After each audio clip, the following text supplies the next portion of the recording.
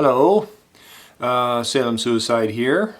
Most of you have guessed that that's my drag name and that I have another one that I go by every day. That's not relevant right now. What is relevant is the puzzlement that I feel about a lot of people feeling threatened, I guess, especially trans people. I'm a trans person. Male to female transsexual, feel threatened walking down the street. Now, before you'll say, she doesn't know what she's talking about. She's not that attractive. She's not that pretty. I've been hit on by men and women in and out of drag. You know, it's part of my life. But by the same token, I've walked down the street in full drag and nothing's happened to me. And I think the sense of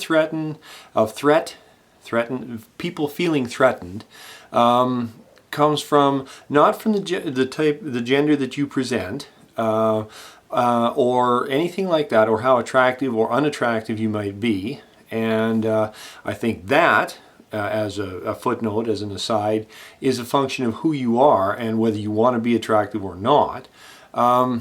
But whether you feel threatened or not has to do with the sort of person you are, not the gender you present or anything like that.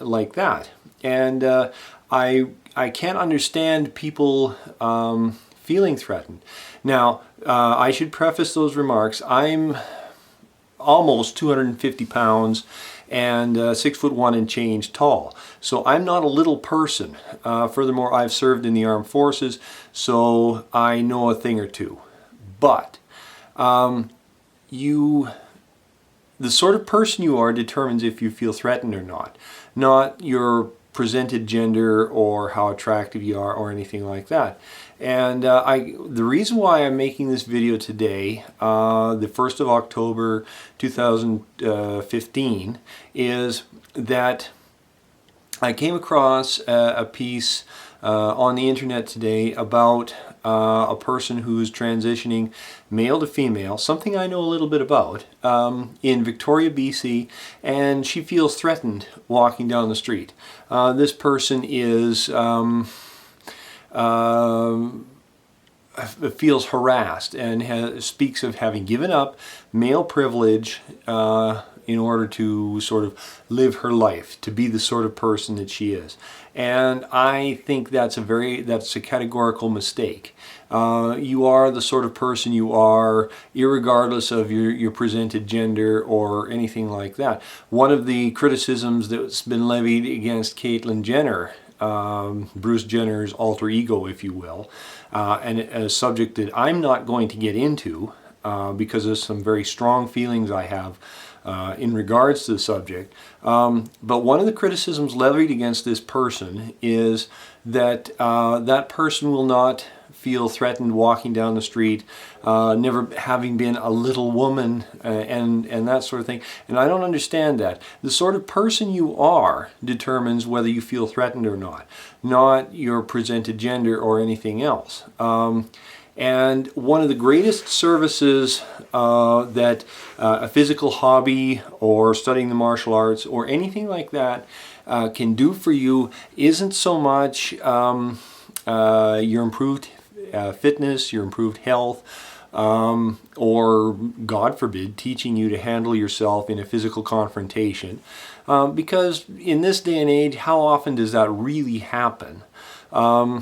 But the sense of self-confidence that you feel, that is the greatest service that studying any martial art, any combative art really, does for you, gives you personal confidence, gives you confidence in yourself. And I think that alone is reason to study them. Then, of course, there's Mr. Cooper's levels of escalation, you know, white, yellow, orange, and red. Red being you're going to do something very bad to someone right now. You've picked out your target and everything else. White is you're completely oblivious, you know. You're not paying attention to your surroundings and whatever. Look up Cooper's levels of escalation of confrontations and arousal and everything else here on the internet. But I don't think you're presenting your, whatever gender you're presenting, or the sort of person you are, I don't think the gender that you're presenting has as much impact as the sort of person you are.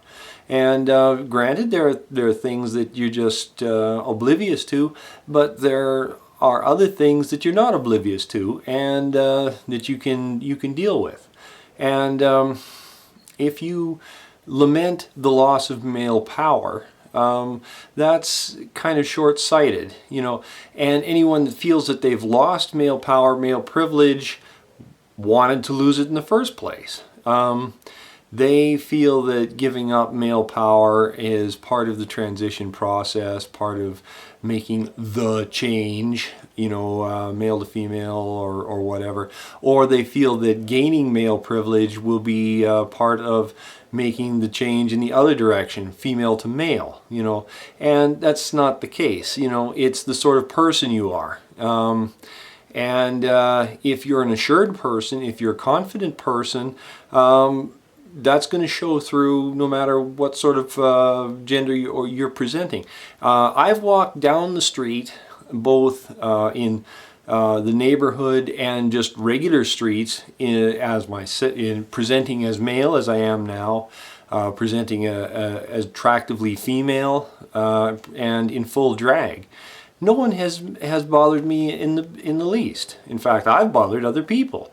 So it has a lot to do with the sort of person you are, not with how you present yourself. Thanks.